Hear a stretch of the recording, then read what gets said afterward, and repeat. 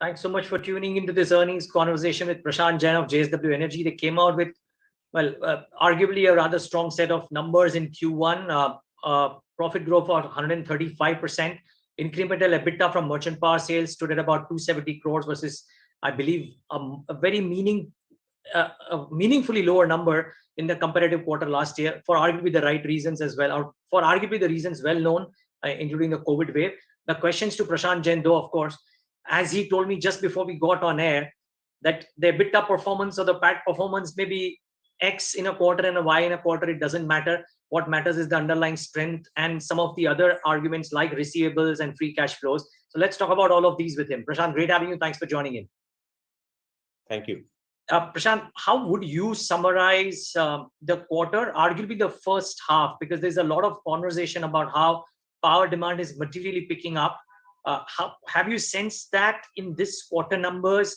Is that something that could stay on for the rest of the year as well? Good morning, Neeraj. So power demand has been very robust, 16.8% in the last quarter as compared to the previous year. And last year as a whole, you saw close to 8% power demand growth. And typically, if you look at last 20 years, it was growing at 5% CAGR, but now it is growing at much rapid pace. And I believe that in next 10 years, you will be seeing instead of 5%, it will be between 6 to 8% kind of a power demand growth, which is going to take place. So power demand is very, very robust. And incidentally, in the current quarter, what you saw that the thermal PLF for the entire country was 69.7%. Last time, I don't remember we saw this kind of numbers in last 7-8 years time frame. And this is what is exactly is happening because, the capacity addition has not been as much as the power demand has been growing. Because at a country level, when we are having a base load of 175, 180 gigawatt, we are talking about 5% power demand growth is talking about 9,000 megawatt of the power demand growth. And country is adding close to 15, 16 gigawatt of capacity, which is primarily the renewable capacity, which translates to only 4 gigawatt. So what has been happening over a period of last 5, 7, 10 years, the incremental overcapacity was getting absorbed during this power demand growth. But we are reaching to a threshold where, when thermal capacity will also get absorbed in probably 1 year, 2 years time frame, and then we will be seeing certain power deficit in time to come. And that's what is primarily reflecting in the higher merchant prices also. Yeah. Okay. So can I ask you, how is JSW approaching the situation there? We can, of course, talk about the quarter, and I think higher merchant sales probably helped this quarter too. So a word on that, and then a word on the renewable capacity addition, because the street is of the belief that your capacity ramp up is not only on track, but you are expediting that, probably looking at the same situation that you just spoke about. That's true. So what we are having, out of our total thermal capacity, close to 17% is the untied capacity. We sold close to 900 million units, which is 6x the volume what we sold last year. It is incidentally the 8% of the total merchant volume what was traded into the entire country in the power exchange in the last quarter. So we are seeing this as a great opportunity to utilize and then untied capacity, because we had a long cold winter for us for last 10 years. We were not utilizing this capacity, so we are taking advantage of that. So that's one real good advantage for us. But nevertheless, that our main focus is on the capacity expansion, which is from the renewable side. And last quarter we commissioned 225 megawatt of solar power plant, and there is another 2.3 gigawatt of capacity which is under construction for SECI 9, SECI 10, as well as for the group captive, and which will go on stream from the current quarter onwards in a phased manner. And so much ahead of the scheduled commissioning date. Like SECI 10, the scheduled date is August or July 2023, but we will commission much earlier. So we are quite upbeat and we are accelerating the growth. We gave a medium-term target of 10 gigawatt by FY25 and long-term target of 20 gigawatt by FY30, and we are quite confident that we will be achieving that schedule much earlier. On both the counts, you're saying? On both the counts. Okay, and by much earlier, is it? I mean, is it a quarter or two, or could it be even faster when it comes to the near-term target? Yeah, it could be even faster. Even faster. Okay. Now, so that just one question, Prashant: do the changing dynamics around macros, interest rates, etc., impact the potential IRRs of any of the short-term, long-term capex plans at all? Of course, it is. But as a business, when we have been building the projects, we keep all this cyclicity in mind.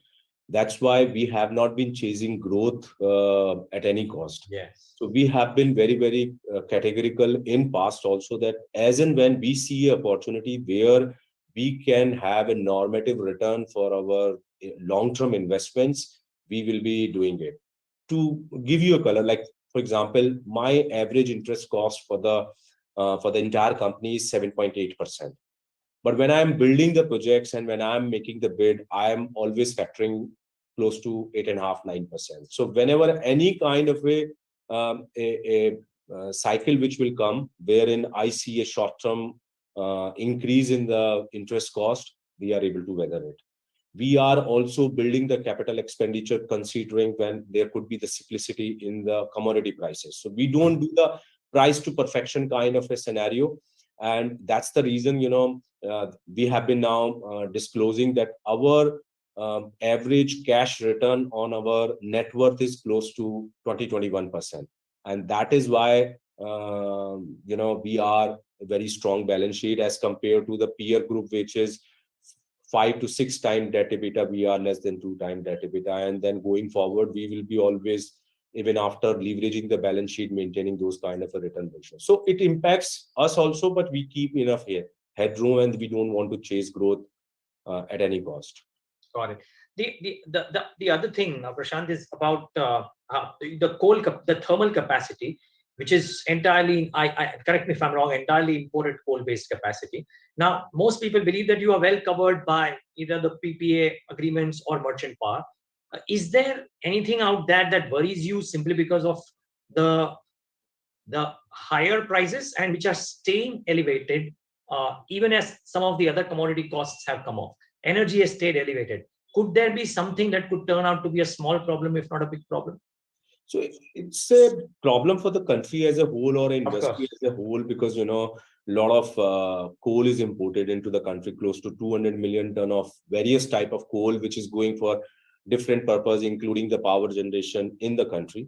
And so it impacts the cost. But these are the certain supply chain disruptions which happen, once in a decade, and then you need to be aware about it. But it's going to help more and more energy transition, because now people are really talking everywhere in the world that they need to be energy moving towards the renewable energy, and then they need not to be going for the fossil fuel, because that's the real advantage of the renewable energy, where your price is fixed for 25 years.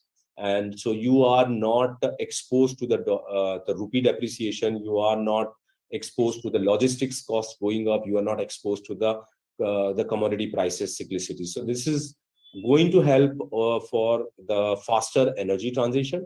But yes, short term, it is going to be a pain for the country as a whole or industry as a whole. As a company, we are insulated because we have been keeping the PPAs tied up for long-term contracts, and for short-term contracts, we are always selling power above our marginal cost. So that way, it doesn't impact us. So neither in terms of the functioning of the existing capacity, nor in the execution of the new capacity, do you believe there is a serious headache for you because of the rising input costs? For us, it is not a problem. But yes, industry, it is a problem for a short term. Industry is the problem for short term. Okay. I'll get to the last comment on the industry as well. But just before that, a couple of questions on the other internals. Can you give us some color about free cash flows, about receivables, at the current point of time, and how do they compare, say, over the last 12 to 24 months? So we have been, our free cash flows have been quite robust for last 3 years. We have been maintaining free cash flow in excess of 2,000 crore, and it is now improving as our capacities are, getting more and more capacities are going on stream, as well as the merchant capacities are getting utilized. So our free cash flow are increasing. And in terms of, sorry, what was your next question? I forgot. Was receivables? Receivables, yeah.